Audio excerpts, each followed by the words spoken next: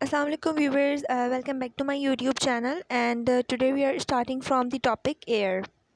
अच्छा, अगर एयर की बात करें तो एयर जो है वो हेयरिंग का ऑर्गन है। We all know this about, ठीक है। वो हमारी चीज़ें बैलेंस करने में हेल्प करता है, यानी कि जो भी हम सुनते हैं उससे हम चीज़ें बैलेंस करते हैं ना बेसिकली।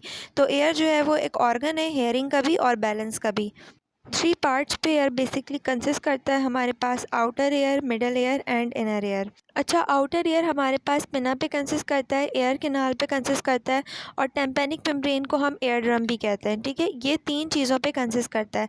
अब अगर हम पिना की बात करें तो पिना बेसिकली एक विजिबल पार्ट है जो कि स्किन और कार्टिलेज से मिलकर बना हुआ होता है।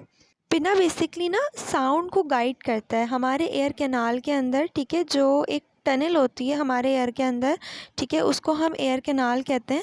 वहाँ पर पिना जो है वो साउंड को गाइड करता है एयर कैनाल के अंदर, ठीक है।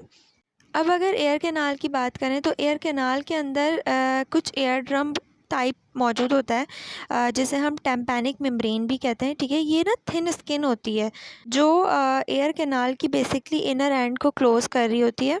और एयर कैनाल्स के पास कुछ टाइनी हेयर्स भी होते हैं, ठीक है, जो बेसिकली डस्ट को या छोटे चीज़ों को, छोटे स्टफ़ जो हमारी कान के अंदर कभी चले जाएं, ठीक है, उनको ये ना फ़िल्टर आउट कर देता है, ठीक है। अच्छा, अब देखो आउटर ईयर का function. Outer ear basically sound waves को गैदर करता है, यानी कि कलेक्ट करता है और फिर उन्हें सेंड करता है एयर के अंदर, ठीक है।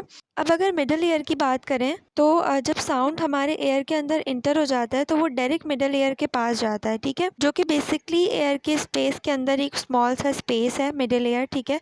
वहाँ पर चले जाता है हमारा साउंड। अच्छा, इस स्पेस में ना कुछ टाइनी बोन्स मौजूद हैं जिन्हें हम मेल्यूस भी कहते हैं, इंसिस और स्टेप्स कहते हैं। ये जो मसल्स है ना बेसिकली ये मूव होती हैं और हेल्प करती हैं कि साउंड जो है ना वो इनर एयर के अंदर जा सके, ठीक है। यानी कि साउंड को जो है वो सेंड करती हैं इनर एयर के पास ये मसल्स, ठीक है।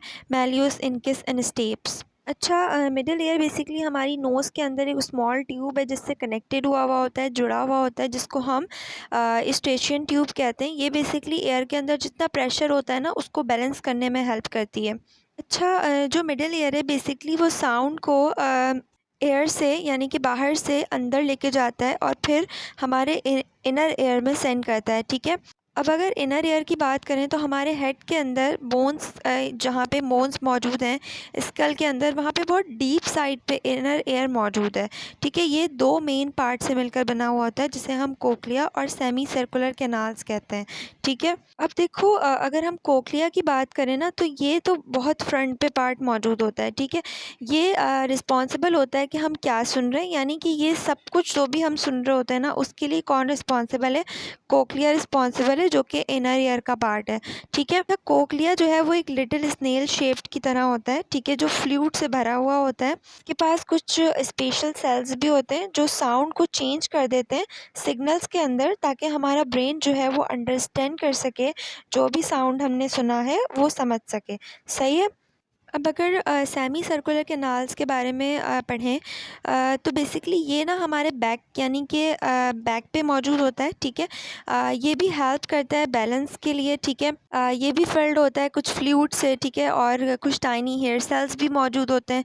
ये हमारे ब्रेन को बताता है कि हमारा हेड बेसिकली कहाँ है और ये कहाँ मूव हो रहा है, ठीक है। तो हम कह सकते हैं कि एयर जो है वो एक क्लेवर सिस्टम है, ठीक है, जो साउंड को कलेक्ट करता है और फिर उसको सिग्नल्स में टर्न कर देता है, ताकि हमारा जो बैलेंस है वो भी मेंटेन रहे और हमारा ब्रेन जो है वो आराम से सारे सिग्नल समझ सके।